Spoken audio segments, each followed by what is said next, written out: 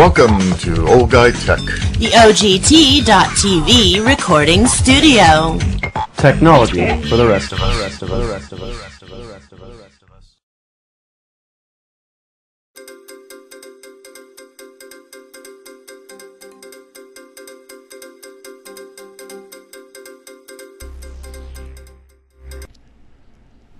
Hey, this is Rob, Old Guy Tech TV, and I'm here with my buddy John Manajastic, who's behind me holding up our sponsor for the day, not really our giveaway for the day, of a free $10 Starbucks gift card to the first caller and the fourth caller. And we're affectionately calling this open mic day or night or whatever we want to call it, because we're hoping to get callers. We got a caller before the show. That was kind of a premature call. I thought was kind of funny. Call us interrupt us. That's right. Call us interrupt us. I love it. So hopefully the stream's working and everybody's going. It looks like it's working okay. Might need our producer to jump in there and check. So anyway, so a couple of the topics John and I were talking about today that we wanted to bring up on Open Mic has to do with some of the headlines, and one of the big ones is sequester. And so my understanding is the sequester is a multi-billion-dollar package of spending cuts. It was designed never to come into force, and it was a measure of political entanglement in Washington that it looked certain to do so. The idea was that the cuts would be so devastating to domestic spending favored by Democrats and defense spending beloved by Republicans that they would have no choice but to get together on the deal to cut the deficit. Hey, we got a phone call. We got our first guy. That's Bob. It is Bob. Let's just call. You sure? Okay, so I think we got Bob. Bob, are you on the line? Yes, I think we got Bob. Oh, hey, Bob, what you got to do is, if you're going to talk to us, you got to turn your computer speakers down. Hey, Bob, what you got to do is, if you're going to talk to us, you got to turn your computer speakers down. Are you there? Otherwise, we hear Rob twice. Yeah. And me like 4 times. Yep, I'm still here. This is going to be fun. I can see how this is already going to go. All right, Bob, you there? I'm there. Okay, so what our topic is, we're talking about the sequester right now. And I think I just gave a quick definition of supposedly what it is, and that it was supposed to not really go into place, but yet here we are. Well, from what I understand, the sequester is an Obama idea when they were trying to extend the the debt limit or the spending limit, if I can remember right. Well, yeah, that's true. Republican thing. It was Obama's idea for the sequester. Right. I will just say that is what Boehner is trying to peddle at the moment, that it was Obama's idea, except it was John Boehner when they made that deal that said I got 95%, 98% of what I wanted, which included the sequester, to make that deal. And Bob, you're not at all wrong. I don't know that I would lay blame I would lay blame on both Obama and the Congress, because they're just not doing anything. So they tried to put a sequester on, which is a mandatory budget cut, which Rand Paul hates it because it's not enough. Right. It's just not enough. And the thing of it is that Obama and this Congress, and you can blame either one of them or you can blame them individually, ain't doing nothing. And they make these doomsday, fail-safe plans if he would that have a budget. What? Okay, Bob, say that again about the budget. There would be no sequester if the Congress, or shall we say the power to be, would submit a budget, something we haven't had in I don't know how long. No, the budget wouldn't make any difference. Have a sequester at all. Well, so here's the deal. We've got both sides that want cuts, right? And that's the whole idea. And the Republicans, of course, don't want to see any cuts in defense spending. And the Democrats are on the other side, and they want to make cuts to their whatever it is that they want. And that's kind of what we're looking at. And what's happening here is that we're looking at the possibility of a civilian workforce of over 800,000 people being unemployed. Let's see, what else? I mean, there's all kinds of things. Furloughs for military. I mean, as far as I'm understanding, from the people that really know this, and I don't really know the sequester as well as maybe John does, but my understanding is this is going to be devastating to everybody because we're talking about working people that will not get paid. John, is that right? That Well, is I right. understand it. It guaranteed I won't get a permanent contract with the school system because they'll be laying off all of your, and a huge impact where I teach, although you would think in Bakersfield not so. The student breakfast and lunch programs will be cut. 600,000 students at school will no longer be fed. So we're seeing cuts across the board from everywhere, from feeding our kids to military to whatever it may be because of the sequester. Now, Right. Bob, do you feel that this sequester is going to happen, or are we going to reach an agreement before March 1? I think what they'll do, they'll reach some sort of phony agreement to stop it because it's too devastating from what I understand. Now, this whole thing might be a bunch of smoke. But when we're going to cut programs that I'm going to say that when I grew up, the family was responsible for feeding the kids. We didn't have breakfast, lunch, and dinner programs in school. And I don't know what's happened to this country to where the parents now have to rely on the government to feed their children. Okay, well I understand where you're coming from, but that really is that's a different argument for a different day. Because right now we're right into this. What is the truth about the sequester? What's going to really happen if Congress doesn't pass, something? And I'll John, offer my 2 cents. Go And ahead, that's John. the fact that whether it be Obama, whether it be the Congress, whether it be the Senate, the bottom line is the elected representatives are not doing the people's work. They're doing we are a republic and we respect the rights of the minority, but the only work that is being done is a very small minority that wants the government to solve the problem by programs of austerity and to stop spending. I hate to rattle off liberal talking points, but it's not working well in Europe. It's caused a double dip second depression or recession in Europe. I am a Keynesian. I believe that we need to do the public works projects, put people back to work, put paychecks in their hands so they can pay income tax and get cash flow going back to the government and then fix the government. In the meantime, otherwise the thing will go down in total. We also, between debt limits that granted, Obama voted against one once, but they were usually carte blanche. They were just raised. It wasn't a matter of issue. We keep, and I agree with Bob. Are they blowing smoke? Yeah, I think that it's more smoke. We keep our legislators and legislature keep avoiding doing anything by, oh my God, we're going to raise the debt limit. Oh my God, we're going to. It's constantly every 3 months something, and we make, as Bob said, some short-term BS deal.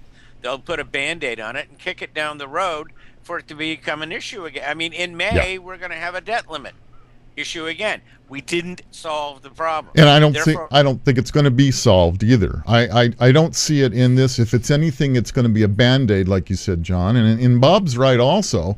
There is some responsibility on the other side as far as, what are we going to do here? What are we going to see here? And why do we have to go through this constant partisan bickering? There's got to be, and this is coming from a conservative Republican folks, there's got to be some middle ground. I got Bob, both of you to be quiet on that one. Go ahead. Let's get a third opinion. Well, Bob, what do you think now? Well, you can't just one side demand and the other side demand and nobody's going to give anything. There has to be some kind of understanding that's going to be the best for the country. And who is going to decide the best for the country? Is it going to be the people who want to have bigger government, or the people who want to have less involved government? It seems to me that's what it is. But I think if they would sit down and somebody would present a budget, this whole situation of sequester and all this would go away because it wouldn't be required. It wouldn't be necessary. From what I understand, listening to some other talk show things like Tom Sullivan and stuff like that, would be a budget. and the budget would stop the need for sequestering, because now we would have line item on there that they could be taken out, they could be modified, and of the budget item, it doesn't give the president line item thing like we have in California, but the Congress can pull out stuff from that budget and not pass it. So if they would just get together and somebody present a budget, it might be something that we could probably live with, and hopefully that it doesn't go to this so-called cut. But I just can't see it cutting. I don't know whether the president's going to lose his salary and Congress is going to lose their salary and everybody else in Congress. I think you bring up a good point. And this is one of my issues that always drives me crazy, because Congress tends to pass laws that at the very bottom, at the end of the law, it says, of course, it does not apply to senators or congressmen. So, that's a good question. Are their salaries also going to be cut? Right. No. No. So there's the answer. No, so not. There's no effect for them, and that's the concept. I don't know if I even want to get started on this one about the fact that they pass the laws that do not apply to them. So right, they're not going to have Obamacare. They're going to have their federal, paid for funded insurance. Right. I don't know, and Bob, the budget issue really. And we've allowed this. We've allowed our legislators to do this. The budget came kind of, and I'm not blaming anybody here, it became kind of moot during the Bush administration, where we were funding a war off the budget. They were submitting a budget that didn't include Iraq, didn't include Afghanistan. We were just putting that on top of it. They were passing independent bills that didn't have anything to do with the budget, which rendered the budget rather nil, because our largest expense wasn't a budget item. Right. So that and in essence, and I really, and I am your, cut me and I bleed, maybe liberal, depends on the day. I'm your lifelong registered independent, and not independent party, refuse to declare. I seldom zero in on anybody, but I'm beginning to seriously dislike and distrust Harry Reid. He is the most limp-wristed, non-effectual leader in the Senate that I've ever seen. Yeah, I think we can all agree. The man's a kook. How Nevada keeps voting for him, I don't understand. How? Well, because the last time they ran a complete nutball. It was nutball to nutball, right? I mean, it's Sharon Ingle was on the front. Yeah, she was.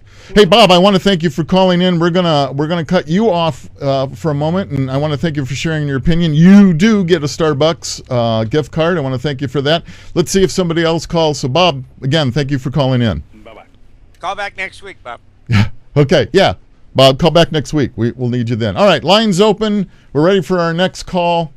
I don't know if we've beaten this to death yet, John. I still have a hard time wrapping my head around this thing, because I'm looking at these figures that they're talking about on the sequester, and they're talking about slashing defense spending by $55 billion and non-defense discretionary spending by $27 billion. Where do they come up with these numbers?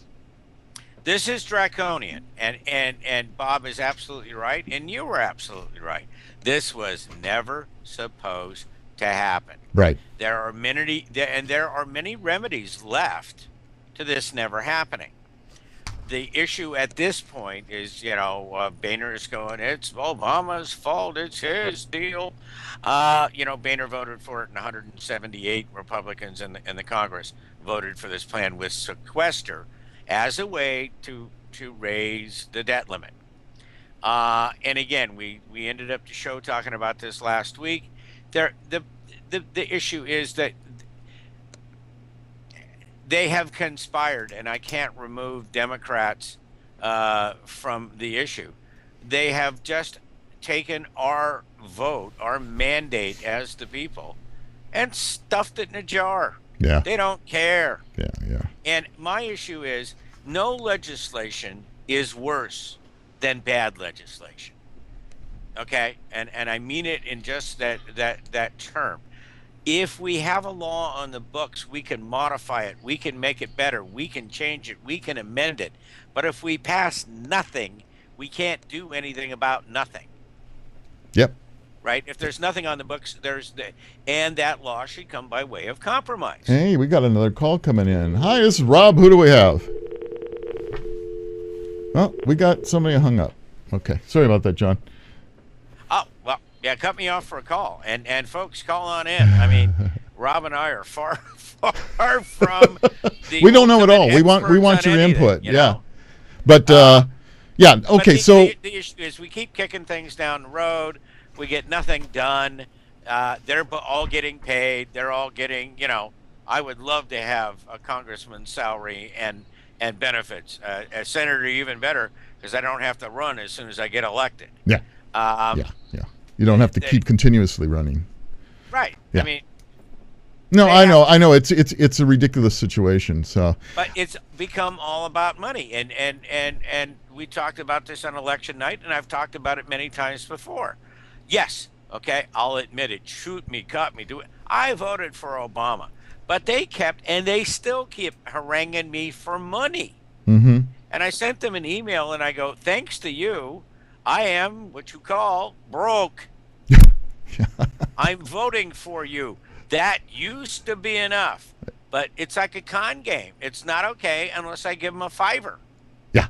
And I did, back in 2008, send them $5 for an Obama bumper sticker, and I have a Democratic Party rep. I'm not a member of the party. I got a number. I'm supposed to give them money. They're using every close I know of, and as you know, Rob, I know a lot of closes. Yes. All right? Yeah. They're using every tactic to get, they're 75 cents. Send us something. You got to send us something. No, I'm voting for you. That's what I'm sending you. Please now go do my will, which is all the rhetoric that you've put out. And they don't care. They want money. Yeah, it's always put me on the do not call list. And that's not it, man. We got to get, and I am with anybody that seriously gets down and says, get money out of politics. It's got to not be about the money.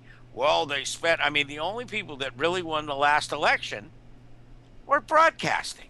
Mm-hmm. Because they got paid by both. Anybody in advertising. They got paid by the PACs. Yep. Come on. Yeah. What did we get? We got the same old crap we've been getting for years now. And it's the highest amount ever spent in an election, if I'm not mistaken. I don't have the figures, but it's in the B section. It was section. in excess of $2 billion. Yeah. So it's $2 billion. Yeah. It's so ridiculous. Give me a job, and how many other people? For how long Yeah. did you give a job for $2 billion? I know. It's just for a job that crazy. pays $200,000 a year. Well, so I've the had quid this. pro quo ain't there. I have the same argument even on a local level. I happen to know for a fact that even to be elected as a supervisor, not even in a large county, in a moderate to small county, they're having to spend over $100,000 to get elected. This has gotten ridiculous. So maybe you bring up a good point. Maybe we go to, should we have politics as far as who's running? Should that be a set amount and paid with our taxes? Well, I will tell you that Citizens United said all oxen free. You can spend as much money as you want. You don't have to tell us who you are. Right. And why you're spending it didn't help. We got to get before term limits. We have to have an equalization of the money.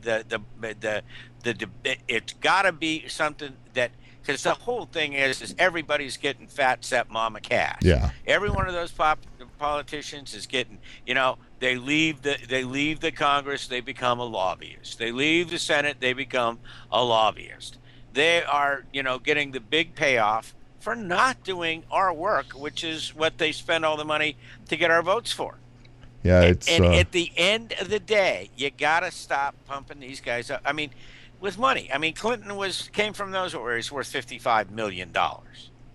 Yeah. I just saw today where Hillary now, her fee for talking is $200,000. Stack of money. Yeah.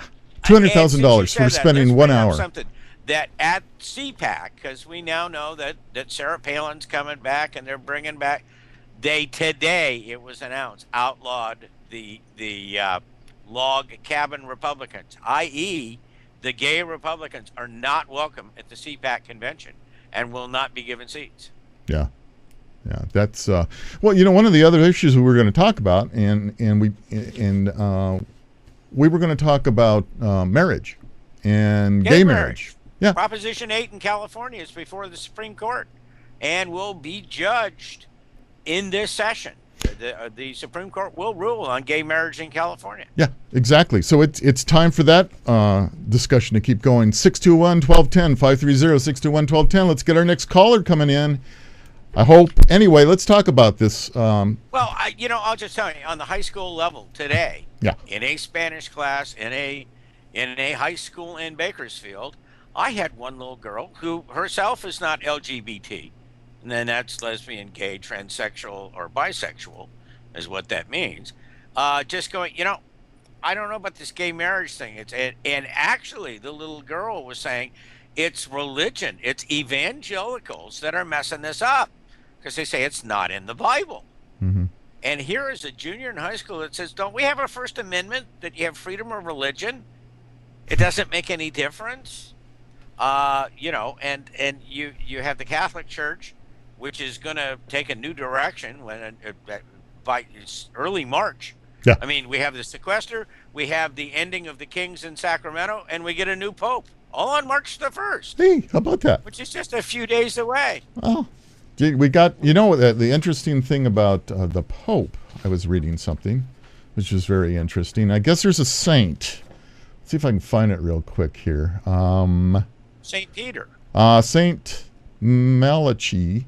It's called the St. Malachi's Prophecy. Basically what it said was, it was the number of popes. After the number of popes, I can't find the number, of course, but it was like 112 popes. When the 112th pope took the seat, that was the end of time. That's their version of the Mayan calendar, by the way. Okay. So, according to this saint, once we get our new pope, which will be not too long from now, we're done. Kind of solves the problem. For all I know, they might be right. We'll have to find out, won't we?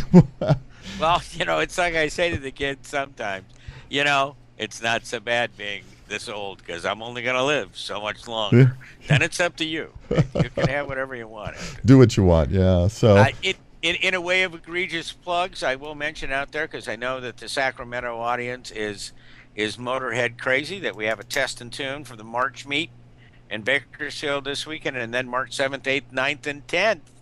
The original Woodstock of drag racing comes back to Famoso Raceway in Bakersfield. So for all of you motorheads and it's a great story in itself. I didn't email you the half-hour documentaries that the Californian did, which, God, they did the wrong thing, Rob. They didn't have my voice; they had my face. Oh, geez. Bad idea. They screwed that one up. Bad idea. Yeah. Radio face if I ever saw one. Oh boy, right? You and me both. But as we were saying, I mean, LBGT, and I've said this to the kids 1,000 times over, that don't ask, don't tell, and then the repeal by Obama, or even that, and that you can openly be gay and stay and serve in the military, is hugely important. The reason why is the military is the only portion of the American population that can be ordered to do something. Truman ordered the military to desegregate after World War II. Right. And many more people naturally matriculated through the military in the 40s and the 50s, which meant while you were in the military, you could be court-martialed and imprisoned if you showed any racism. Right. And those people learn that for 4 years of service, and then they come out, they take that back into the civilian population. So these things where these changes come in the military, it's the only part of our population that can be ordered to do something, and then when they come back to civilian life, they bring these ideas and practices, and they are taught, They have classes in basic training and all this kind of stuff. And they bring that back into day-to-day society. And so, as much as racism was the civil rights issue of the 60s, still unresolved, LGBT is definitely the civil rights issue of the new millennium. Whether it's gay marriage and you know, on a lot of evangelical levels, that's not easy to buy into. No, it's not. And, you know, I come down to being a little old-fashioned, as us old guys are, on the issue. I have no problems with a union.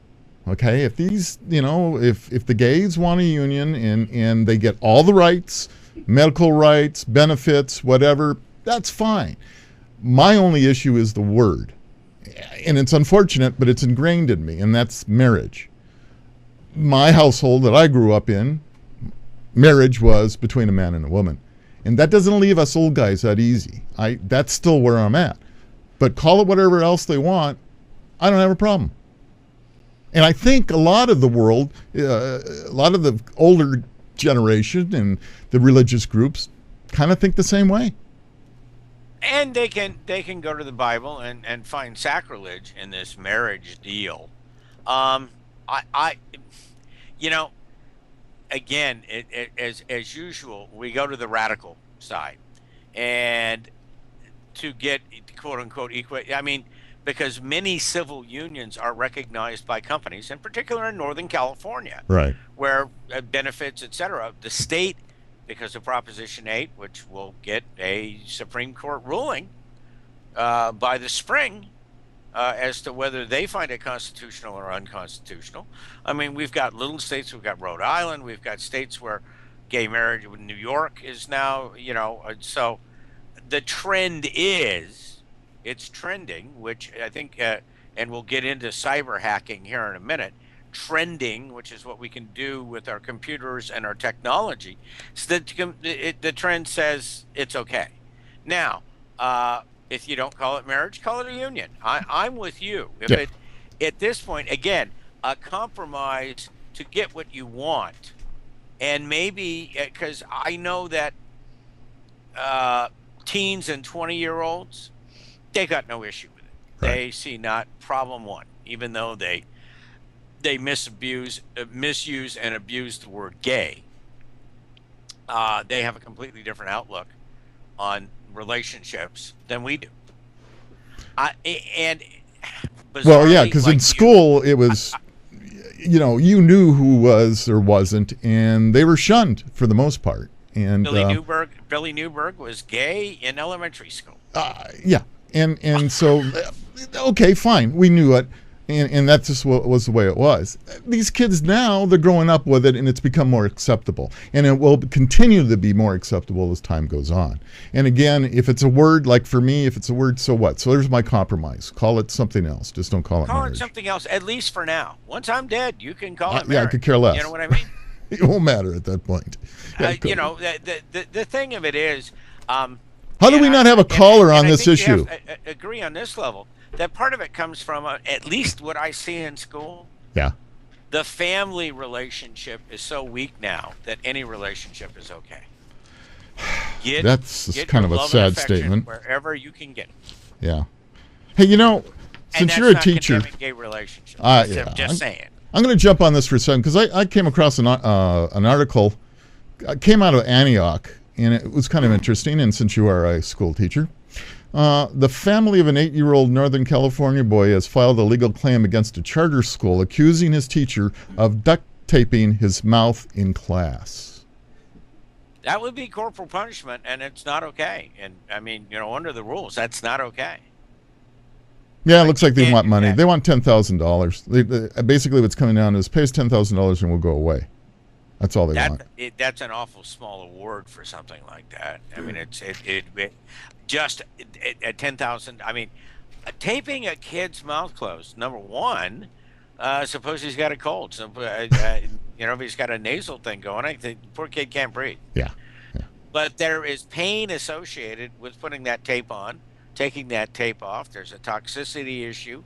I don't mean to go politically correct on you, but we have no corporal punishment in schools anymore, and believe me, as much as I would like to put a wrap of duct tape on some kids, you can't do it.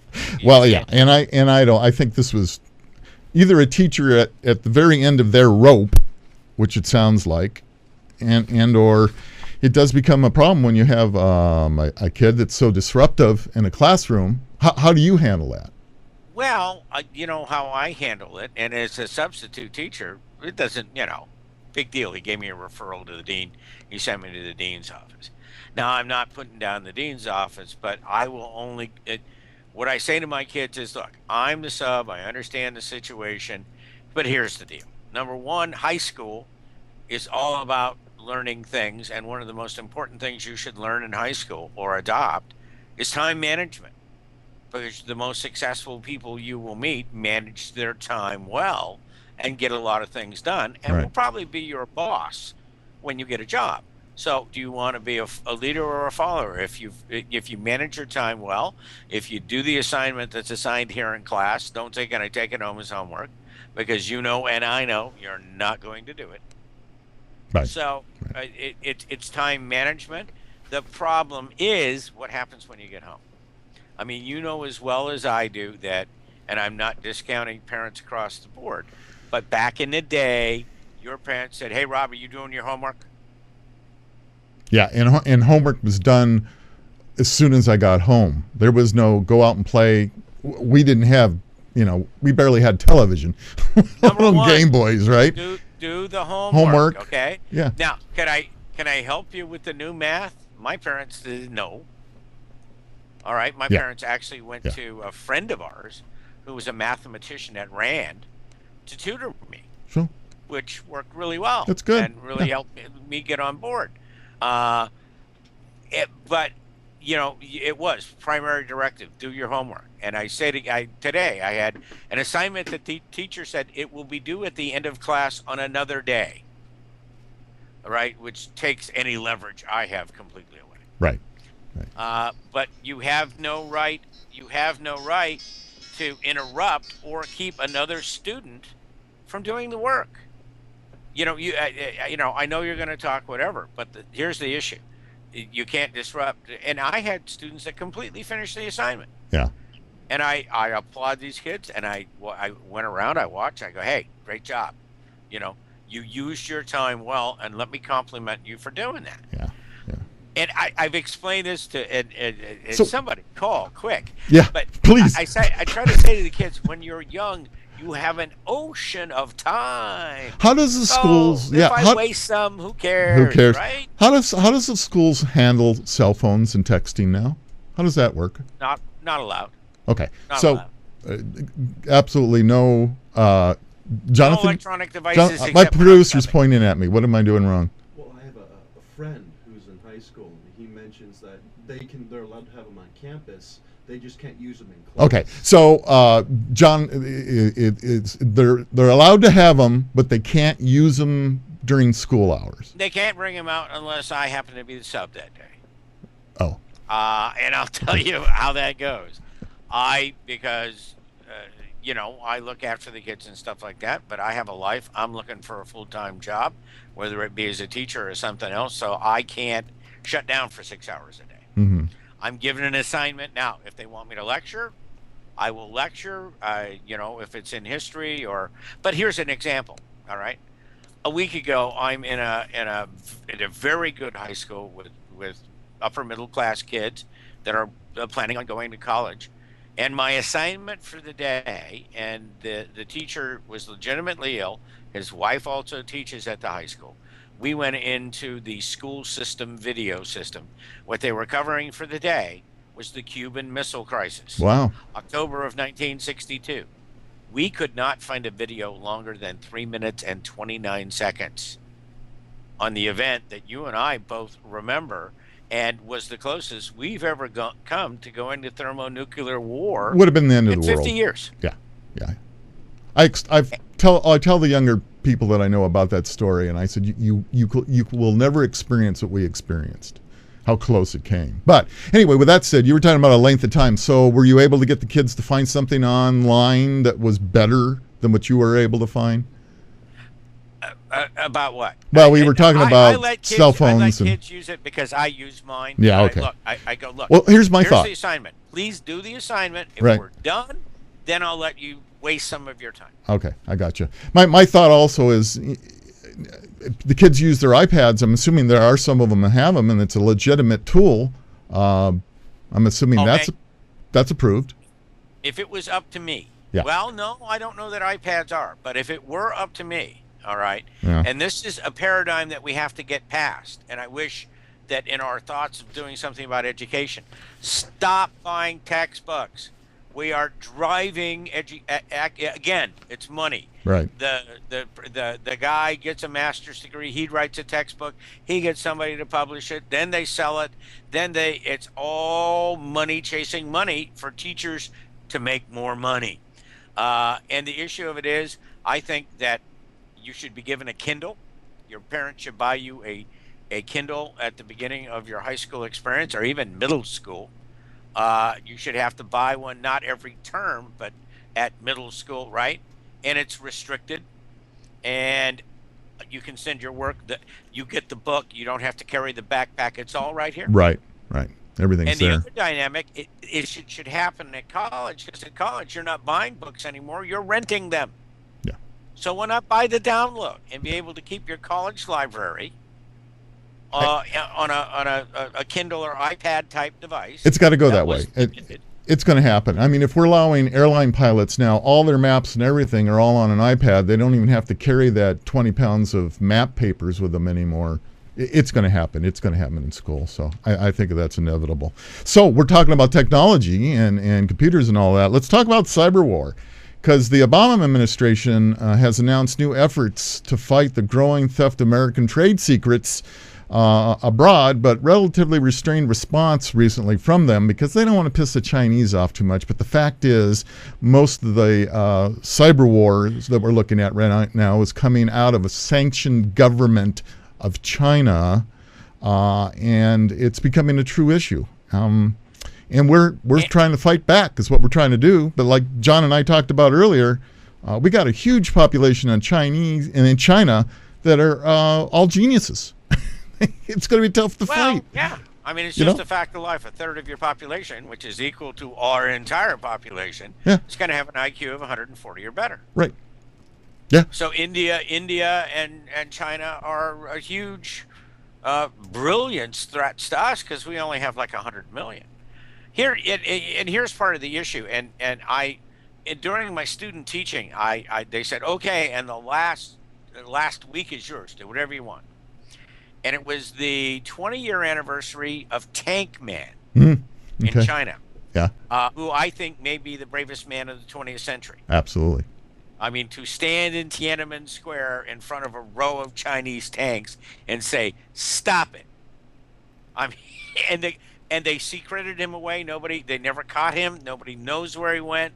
But this is a big set of hunters. No kidding. Man, No to do what kidding. he did. So the issue is what I found out, and if anybody ever wants to buy the Nova Tank Man, you find out that all of our technology companies at that time went into China, and they restricted the use of the internet. Okay, and part of the limp-listed, Obama issue, it's not that he so much is favoring China, which he may or may not be. I'm not defending him on that level. The issue of it is that unless we lock down our internet and close access to it, right, which means it's going to impact us as users of the internet. And this has been a topic in California. It's been a topic on the federal side. Do we limit our internet? Do we limit people's access and what they can put on the internet, what they can access on the internet? In China, I don't think you can search on Google. It's a limited search. They limit it what you can find out and what you can see. Do we want to put limits? Does this ultimately becomes a Hobbesian choice? How much freedom are you willing to give up for security? Yeah. Well, actually, I agree and I disagree at the same time.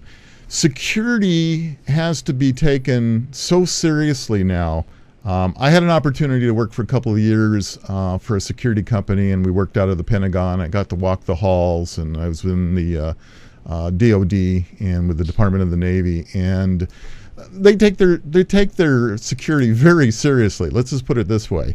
I want them to. Yeah, well, they need to. And the good news side is on the military end of it, they have their own walled internet going on. There's no way in or out from us. We can't get in or out of it. It's a closed loop system that the military has that they use. That there's no breaking into that.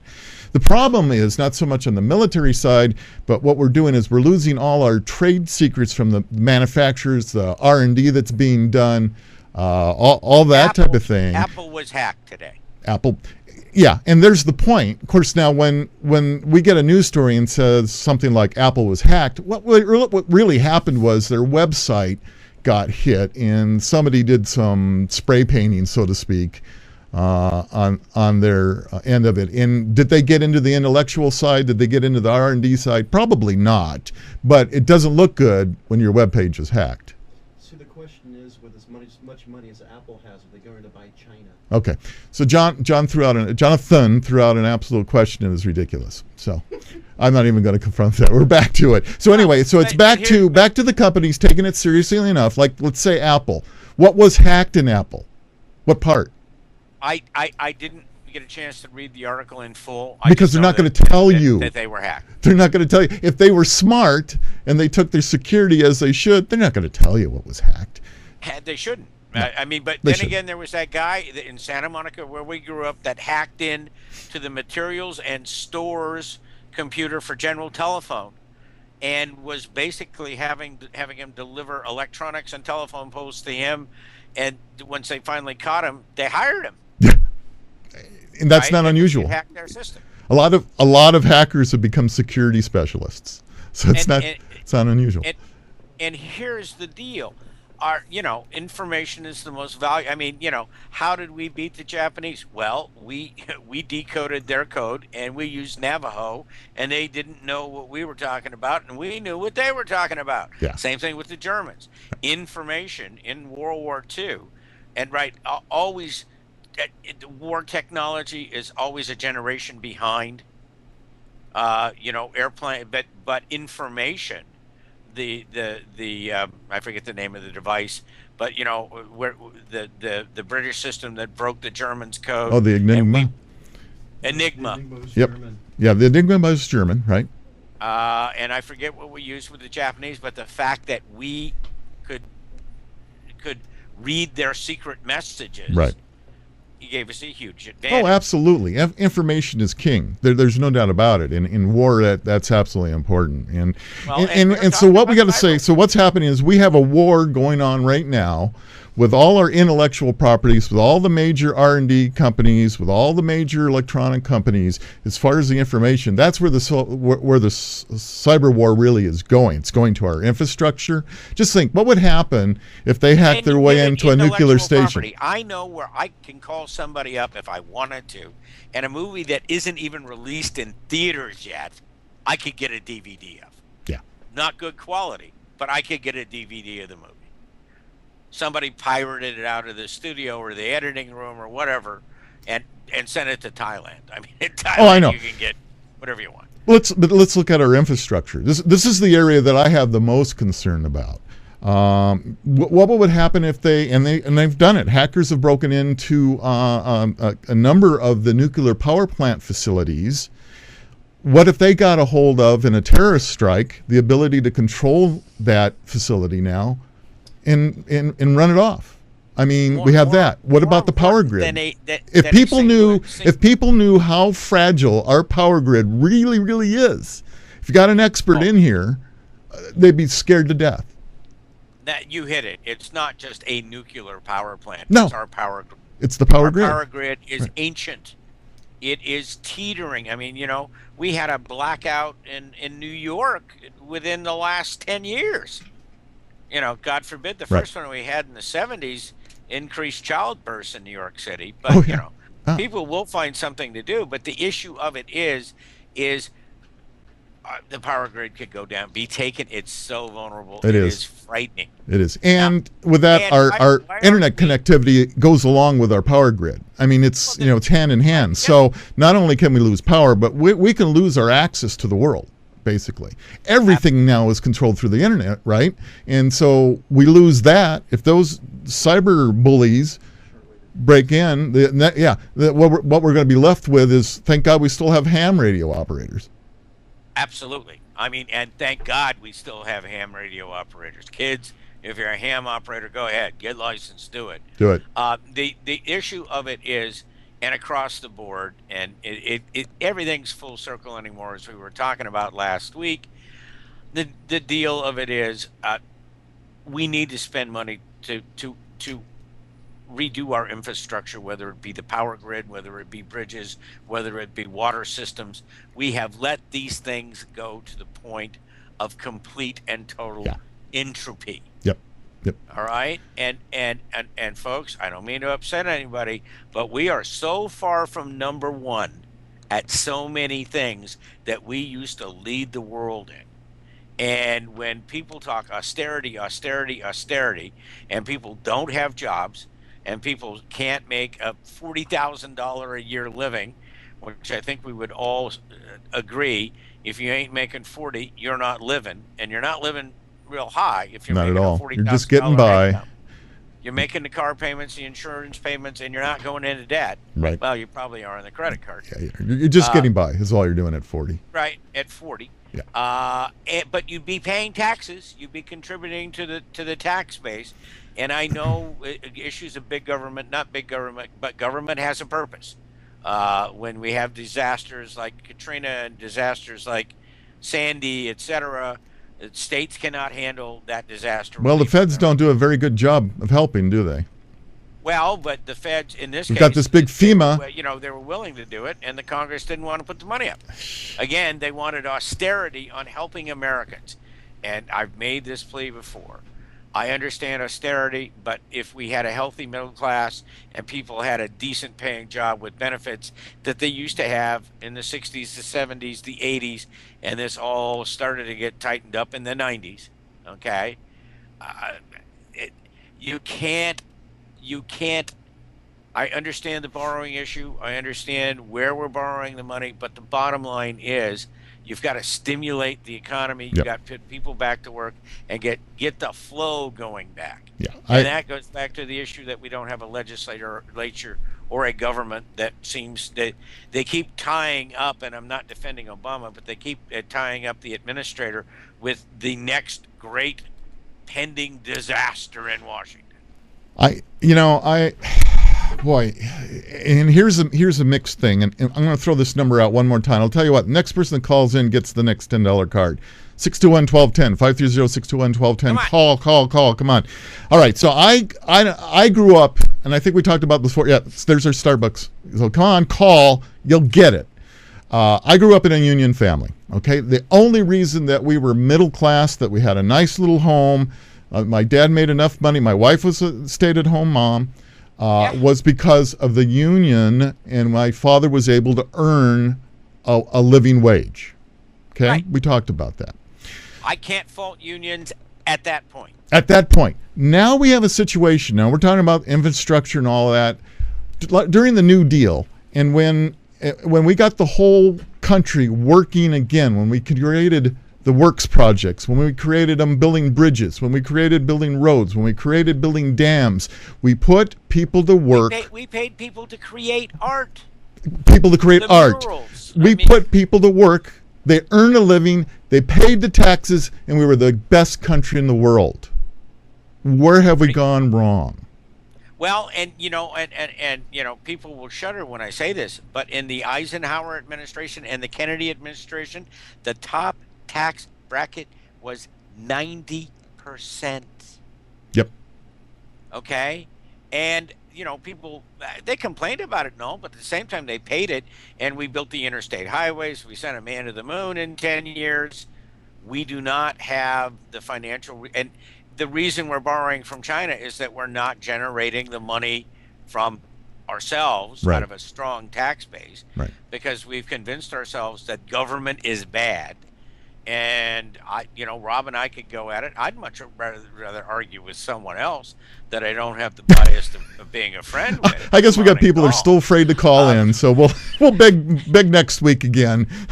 I'll have one card left, it looks like. So we'll figure something. But you know what? I really like this format, John.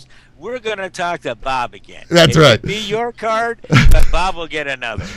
You know what? I really kind of like this format. We're feeling our way through, and actually, I really enjoyed this. This is, get some ideas, just talk about it and banter about life. I really kind of like that, and I really hope people, my God, all these talk radio stations out there on AM, FM, whatever it may be, they get all kinds of callers. And I know that this internet thing is new to a lot of people, and they're still a little afraid to call. Trust me, I'm not going to do anything with their phone number. Call in again and be part of the discussion, because what John and I are bringing to you is another view of what's going on in the world. We have an opportunity. We may not see eye to eye on things, and we have an opportunity to bring to you alternate media news and to talk about what life is like for us and what it's like now and what's going on that you're not going to hear on the ABCs, the alphabet soup stations, the CNNs, whatever. We're going to give you what we got. And folks, I'm very rarely I'm going to say, Rob, you're a hairball. We're not doing it with attitude, and I have to tell you, from looking at Facebook and all kinds of other things, we are getting so divided. People are, you effing liberal, blah, blah, blah, and I'm going, that is so far away from a solution to what our problems are. Yeah. That come on and, if you want to, say, the bald-headed guy with the mustache doesn't know what he's talking about. Come on, that's okay. You are not going to hurt me. Words will damage me, but, and I'm not going to get in a fight with you and tell you to bugger off and hang up. And, besides that, Rob would probably just have all kinds of fun letting people beat me up. I would. I'd have a good time with that. Yeah, but no, you're right. It's it. We're not here to pick on anybody. We're here to get opinions, and we really want to listen to you. I want to hear what you had to say. So does Rob. So give us a holler next week. Yep, Bob did a great job, and we'll probably have Bob call every week. We're going to make him part of the show the way things are going. Look, for $10 in Starbucks, Come on, Bob. What a deal. What a great deal, Bob. Thanks for calling in. Heck, we might even throw Jonathan in this mix here if we really want to get things going. But we're having a great time. I would like to have a 30-year-old's 20, 30-year-old's opinion in here. Yeah. Because it's his future. I'm not done. I'm far from done, and so are you. But the reality is it's Jonathan's future. I'm a very jaded 30. Well, okay, so he's jaded. So what? We'll throw you in here. We'll get you in the mix, and we'll make a show or two with Jonathan's side as well. We'll get that 30. If we don't like it, Jonathan, we'll make you turn off your own mic. There you go. That episode might not make it up. Oh yeah, and then he threatens us that the show will never hit the air. Yeah, that may be, but that is the advantage of being live. At least it got out there, and at least you got to see it. That's right. Come on. Hey, you know what, guys? We're been almost an hour, so we've done really good. We've got a bunch of stuff for next week. I want you guys to think about. One of the things that I'm mulling over is the use of drones in the United States. The FAA has just approved the use in the United States of drones. So we have that issue that I think is going to be a real big one to talk about. And the president has carte blanche. Yep. Anybody he considers to be a terrorist, he could drone you. Yeah, that kind of frightening, isn't it? I doubt that he would, but the fact of the matter is, that's where the law stands. Yeah, and it's going to happen. I mean, and I've talked about this a lot. If you look at what's happened since 9/11 with our liberties, we've got some problems. Let's just put it that way. Screw the 223 and the AR-15. I want a 50 caliber. Yeah. and that might not get through the armor plating on the drone. Oh, but man. I'll have a go at shooting the damn thing down. Yeah, it's, you know what? The only problem is we looked into that, and they're flying at about 25,000 feet. Okay, a rocket. There you go. John wants a rocket, so we need to make sure that John can get his rocket to shoot the drone down. The last you want is an armed liberal. All right, well, we got nobody to call in, so I'm sorry. That's it. We got one card to give away. We'll give that card away next week. I want to thank Bob again. I want to thank John Matajastic again for joining in and having a good time. I want to thank our producer, Jonathan Charney, for getting this up and running and making everything go. And, hey, you know what, everybody? It's been good. Have a good week, and we'll see you next Wednesday. Take care.